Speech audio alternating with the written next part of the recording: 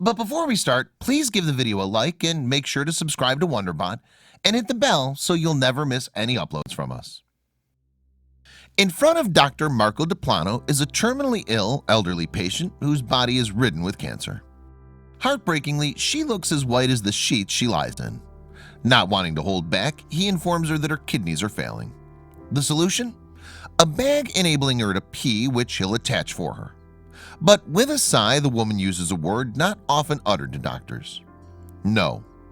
And then she says something that will stay with him for the rest of his life. Now, Dr. DePlano is a urology surgeon based in Cagliari on the Italian island of Sardinia, and he's worked as a urologist since 2010 after graduating from the University of Cagliari. Taking that into consideration, DePlano has plenty of experience in this field of medicine. However, the encounter he had with the patient in question would leave a lasting impression on him.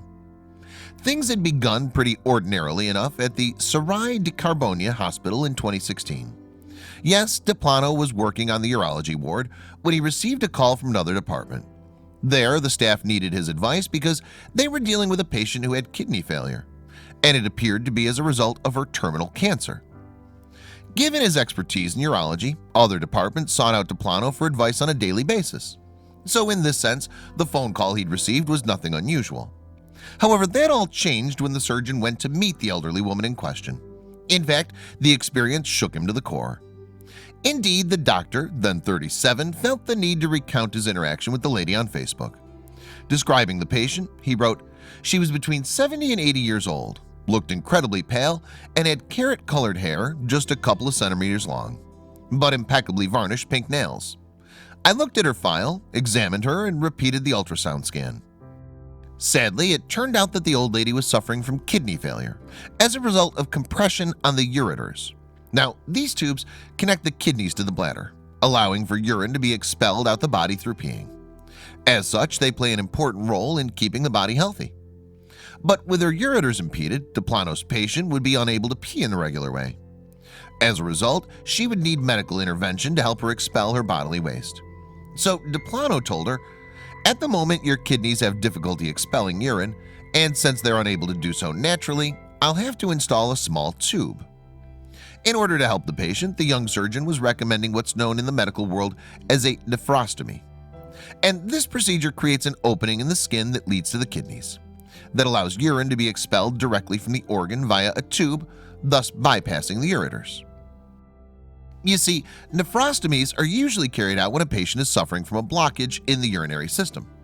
Essentially, it means they can't go to the toilet in the normal way, and if left alone, pressure can build within the kidneys, leaving them damaged. So it's important for a patient's overall health that urine is regularly gotten rid of. Therefore, surgeons enter a catheter that leads from the urinary tract to outside the body, allowing urine to drain. There, the fluid gathers in an external bag, which can then be emptied as regularly as required. In general, the procedure is considered to be extremely safe. However, there are some risks, including infection and hemorrhage. But when DePlano put the routine procedure to this patient, she had a question. Yes, on Facebook, the surgeon revealed how the woman had replied, "Excuse me for interrupting, but will I have to have a bag behind in the rear, too?" DePlano confirmed that this was the case, and that's when the conversation took a poignant turn. In fact, there was what DePlano described as a deafening silence that lasted moments but seemed like an eternity. Finally, the elderly patient spoke, and what's more, she now seemed to want to connect with DePlano on a personal level. So, with a smile, she asked the surgeon for his name. Initially, DePlano responded to the lady by giving his surname. However, she wanted to connect with him on a first-name basis. So the surgeon relented and told her that his name was Marco, and the patient responded by saying, "What a nice name," before asking, "Can you spare me a couple minutes?"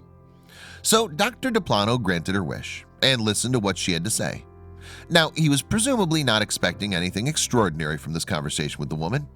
However, as he talked with her, he unexpectedly received the most touching life lesson.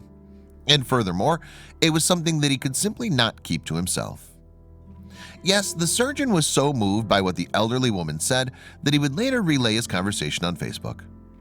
Touchingly, she'd spoken from the heart, and her powerful message later touched thousands of people who read it. Taking this into consideration, within hours of DePlano sharing his post, it went viral. Indeed, as Deplano's account circled on social media, it was eventually shared an impressive 100,000 times. Furthermore, it attracted 156,000 reactions and 2,800 comments. So it seemed that the dying woman's message had resonated with thousands of people.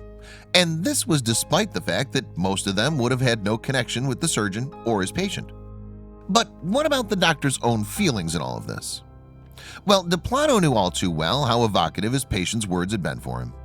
He explained how every word she said stripped away my defenses as if taking petals off a flower. Revealing how the moment enveloped him, Deplano added, "I forgot my exhaustion, my anger and frustration, everything." So what had the patient said that had prompted such a visceral response from the young doctor? Well, it had begun when the elderly woman said to the surgeon, "Do you know that I am already dead? I died 15 years ago, you see." Then she asked Deplano if he understood what she was saying, but he did not. Of course, he expressed his regret for the lady's sad statement, but he was otherwise at a loss to understand her. And that's when she began to open up to the doctor, explaining what she meant by her odd admission. Furthermore, what the woman had to say was truly heartbreaking. Indeed, the patient revealed to Deplano, "15 years ago, my 33-year-old son passed away. He had a heart attack. I died that day too, you know. I should have died with him 15 years ago." Revealing her agony, the woman added, "I died then with him, and then I died again 10 years ago when they diagnosed me with this disease." While the woman had managed to live with her heartbreak until now, it seemed her kidney failure was the last straw. So it became clear that she was actually dying, which seemed to come as a relief. As she went on to explain, "I don't have to pretend for others anymore." As she continued to explain to Deplano, the patient revealed more details about her family situation. You see, she explained how her other children and grandchildren were all grown up and doing well. So she finally felt ready to reunite with the son she'd lost all those years ago. She told the surgeon, "I want to go join him." And with that, she made a decision. Yes, given that she no longer feared death, the woman decided to turn down Deplano's offer of a nephrostomy. In fact, she told the urologist, "What's the sense in living a few more days with a bag, suffering and causing pain to my loved ones? I have my dignity." And then the patient turned to Deplano with a question. Indeed, she asked, "Will you be offended if I don't want to do anything? I'm tired. I'm ready to entrust myself to the hands of God. Tell me the truth. Will I suffer?" Well, Deplano assured his patient that it was up to her how to proceed.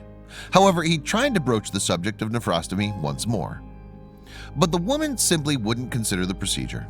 And she told Deplano firmly, "Marco, I said no. It's my life. I've decided. If you want something to do, let's stop the transfusion. Then I can go home and eat ice cream with my grandson." So, faced with peeing in a bag or living out her days with dignity, the patient chose the latter. Astonishingly, the patient's honesty left Deplano feeling floored. However, he admired her decisiveness.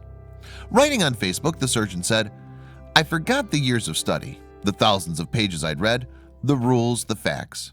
I felt naked and disarmed facing this candor, this awareness of death." Furthermore, the normally professional doctor found himself caught in an unlikely scenario. That's right, so overcome was Deplano by his patient that he struggled to contain his emotions and had to compose himself. As he went on to explain, "I turned around to write in the file so the nurse wouldn't see the tears in my eyes. I was so moved. Anyone who knows me knows that's not usually me." But Deplano's tears didn't go unnoticed by his insightful patient. You guessed it, realizing the surgeon was upset, the woman asked him, "Marco, does this touch you?" Responding with honesty, Deplano said, "Yes, a bit, ma'am. I'm sorry." However, the dying woman reassured him, "No, it's nice. It makes me feel important." And on that note, she emphasized that she was responsible for the decision alone. You see, the dying lady said, "If my children come and start screaming at you, call me and I'll give them a good telling off. You write on your report that I'm fine." And the patient had yet another request for Deplano. What's more, it was almost a kind courtesy to round off the touching interaction. "Yes," she uttered. "Marco, can I ask you something else?" She said, "You're a special young man. I can tell that you're destined for great things. Can you give me a kiss? Like the kisses that children give their mothers? I will pray for you and my son. I hope to see you again." As you can guess, Deplano obliged and gave the lady a kiss. And later he'd write on Facebook, At that moment, she was the most beautiful woman in the world, bright, determined, mom, grandma, in a word, pure love. And more importantly, the doctor said that the patient had given him the most touching life lesson of his life. Following her chat with Deplano, the woman soon returned to her ward, but the encounter would stay with the surgeon for some time, leading him to reflect on the interaction on social media. There he explained how the woman had helped him to rethink his attitude towards death and accept it as she had. That's correct, because Deplano reflected, "Things that years of study don't teach you. I felt so small there, in front of this magnitude. Suffering is a part of love. It brings people together, sometimes even more than love itself. And sometimes a kind word is a more powerful cure than the most modern drug. Whatever you think, cherish the journey." And clearly, judging by the attention Deplano's Facebook post received, he wasn't the only one the woman's words had resonated with. For beneath the surgeon's update, one commenter said that the story had taught her an amazing life and death lesson. Meanwhile, another person said of Deplano, "Doctors should all be like this." But that's not all. Elsewhere, another person added a comment that read, "I think it's right what the lady said. Everyone should have the right to opt for dignity. Thank you, doctor. I'm moved and speechless." And another commenter enthused, "Congratulations, Dr. Deplano. I admire your profound humanity." But the urologist was minded to take all the praise in stride. Yes, while Deplano was moved by the comments, he said he'd simply done his job by respecting the woman's wishes. Writing on Facebook once again, he said, "I'm really amazed, flattered, surprised, and excited to see how a simple post can trigger all this media ruckus. I just reported an excerpt of everyday life. Thank you so much." As he continued to explain, "You patients are not all the same, and each one of you needs your own time. After all, we doctors are just men and women with our limitations and personalities. Most importantly, we're not God. Life ends when it has to end, and just like you, we're helpless bystanders." From there, Deplano went on to talk about his own life journey. Indeed, Deplano continued, "First and foremost, I am Marco, not Dr. Deplano, with all my strengths and weaknesses. I have my own difficult character. Even though I leave my personal problems outside the hospital doors, I'm only human, and I have so much to learn." Nevertheless, the surgeon was grateful for the kind words he'd received. As he went on to explain, "I want to thank everyone for the messages of admiration, of comfort, but I don't deserve all this fuss. And thanks should be shared with all the people like me who do what they can to try and make you feel better."